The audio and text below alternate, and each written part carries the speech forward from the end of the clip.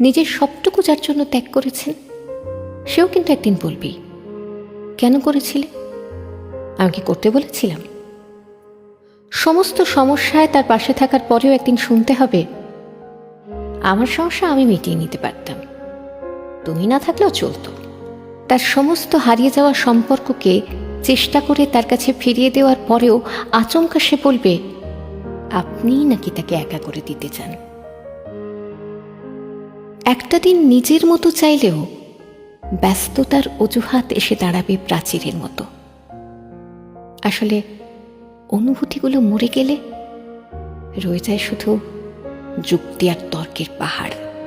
তখন কথার পিঠে কথা বসে, কে ভুল কে ঠিক তার লড়াই চলে। কারণ সে বিশেষ অনুভূতিগুলো তখন মৃত। তাই যার জন্য সব ছাড়ছেন, সেও একদিন বলবে স্বার্থপর। সেটা বুঝে নিয়েই ত্যাগ করুন, কষ্ট কম পাবেন।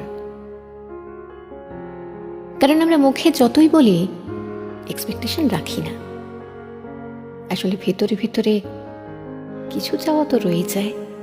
একটা একলা সন্ধে, একটা নিশ্চিন্ত বিকেল, হয়তো তখনও চেয়ে যাই মনে মনে। তাই তো আঘাতগুলো আঘাত হয়ে আসে আর আমরা আবার নতুন করে ভেঙে পড়ি।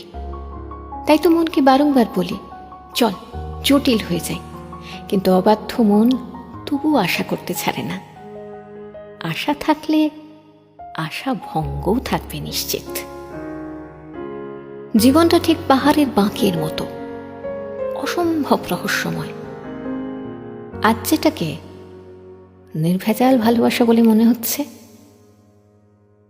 কাল সেটাকে মনে হয় শুধুই বোঝাপড়া।